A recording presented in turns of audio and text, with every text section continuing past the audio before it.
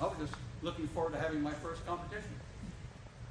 And because we only had 15 horses and we had 30 competitors, they said, well, what we'll do, instead of having the ride first, we'll have the ride last.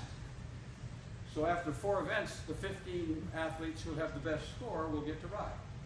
And everybody agreed that was fair enough. If you're not in the top 15, you're sure not going to make the top 4 to go to the Olympics. 4 go to the Olympics, 3 compete, and 1's an alternate. I went into the ride in 8th place. I thought, boy, this is great. And all I was looking forward to was a good ride. That's all I was out there to do, have a good ride. And I, for some reason, had taken to riding. I don't know why. Riding was clearly my best event in modern pentathlon over the years. I was ranked first in the world as a rider. I never, in 17 international competitions, I never had one fall. And I don't know why. I just love horses. They love me. And they can tell. I'll tell you what, they can tell if you're trusting them. We used to buy them from the glue factory and save them and teach them to jump, because we figured if I can ride one of those guys, I can ride anything I ever draw. And we had a horse named Sugarfoot, and I was the first person to ride Sugarfoot.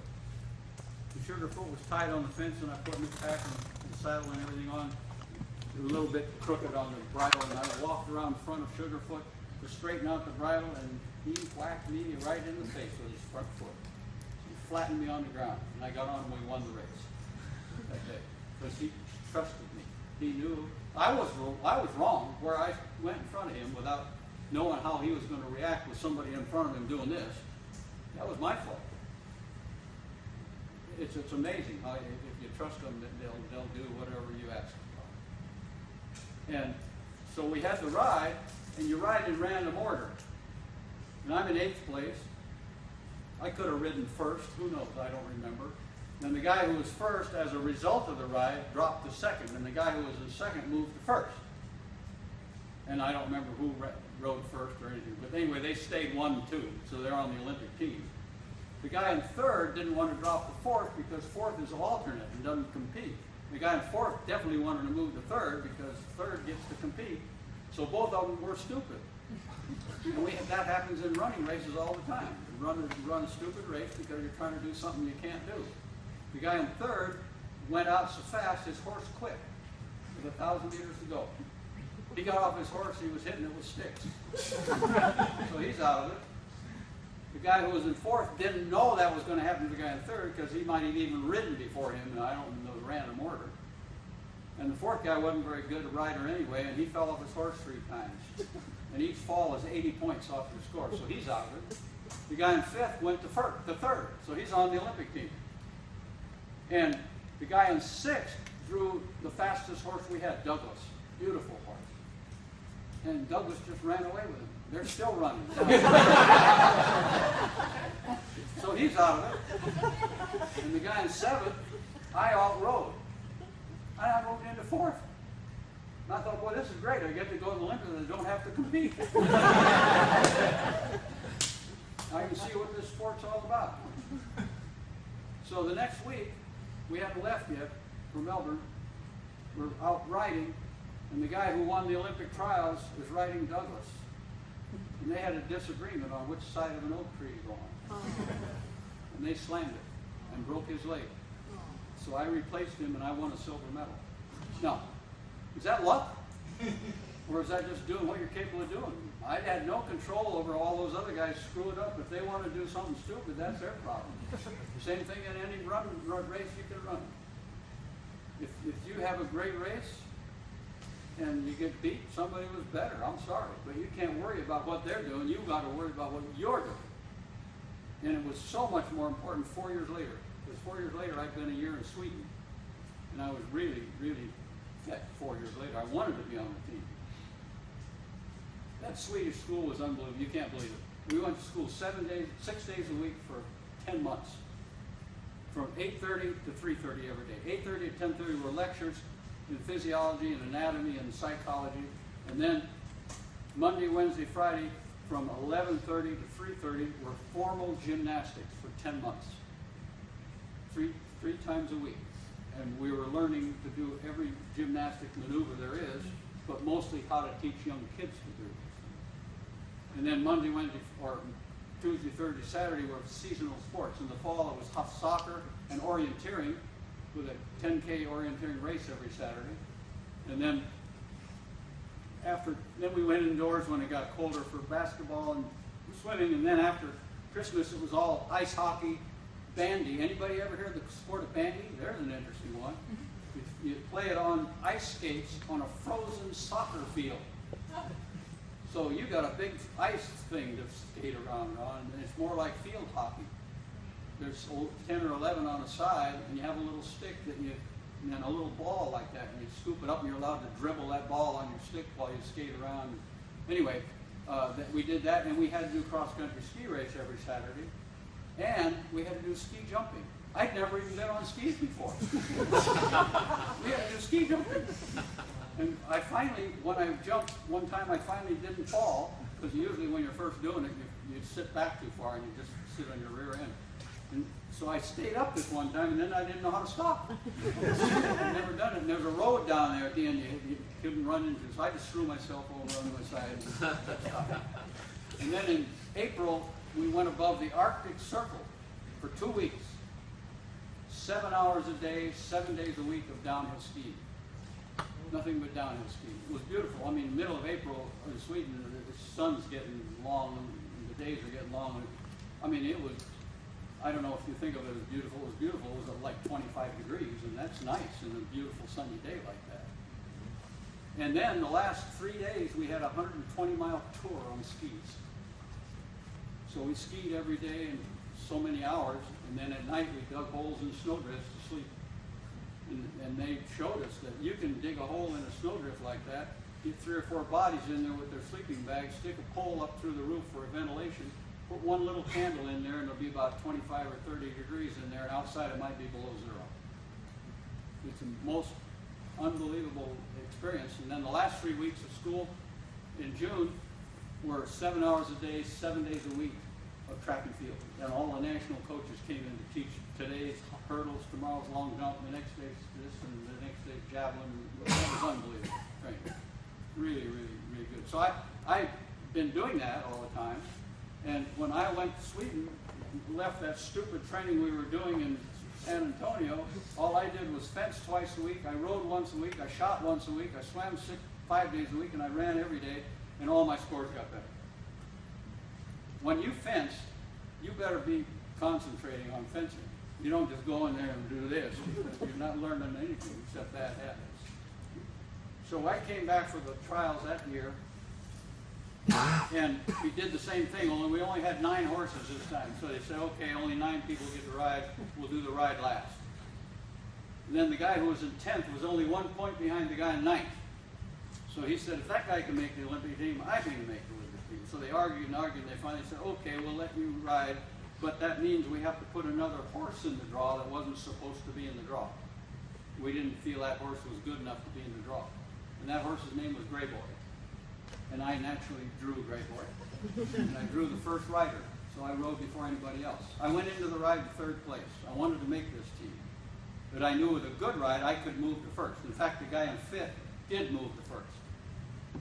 But I rode 1st on Gray Boy, so everybody could see how miserable we did. I warmed him up. I knew him, of course. And he was gray, of course, had a crew cut. He was 17 years old. If he could have, I'm sure he'd have worn a helmet because he liked to run into trees. And he had a really tough mouth, and you had to use a gag bit to control it. And I warmed him up. You got 15 minutes. After 10 minutes, I said, okay, we'll rest for 5 minutes. I looked down. He didn't have a bit in his mouth at all. It was broken. No bit. Zero control. We had 5 minutes. And when your time to go, your clock starts whether you're there or not. There's not some beam you go through to start your watch. I had 5 minutes. We raced around, no more gag bits. We put a regular one, the kind he really liked to grab and just run off. And we got it done, and one of the stable hands came over, and I was just going up to the starting line to start, about 10 seconds to go. And this guy said, now, Jack, the reason Gray Boy wasn't supposed to be in the draw is because there are 2 jumps on this course that he never went over in practice. We couldn't get him to go over with bullwhips. And these 2 jumps were at the top of the slide that went down about 50 feet. And I guess he didn't like looking out into space, because you're supposed to jump this first one, check him here, and turn him and not go down, because then you'd have to come back up and lose a lot of time. And the second one, you jumped it and then you went down, but you didn't go in the creek at the bottom that was 8 feet deep. And I guess he didn't like looking out into space like that. So I figured on this first one, I'm just going to bring him in so fast he can't stop. Whatever that is. But not so fast that he just flies out into space and doesn't even hit the ground at 50 feet down. And it was made out of logs about this big, and they're all nailed down. They're not the kind you knock off with a hoof or anything. They're nailed. And there's a red flag on the right and a white flag on the left. You got to go between the flags. Well, he saw that I just brought him in on a short approach, so he didn't see the jump until we were only 2 strides out. And sure enough, he tried to stop, but sure enough, he was going too fast to stop, so he just tore the jump down with his chest, the whole jump. But it was legal. We went between the flags. No, there was no rule that said you had to jump the jump. You had to go between the flags. So we tore the jump down. And the good news was that tearing the jump down kept him from going down the slide. But the bad news was he stopped rather abruptly tearing the jump down, so I left the saddle and I'm sitting up on his neck with his ears between my legs.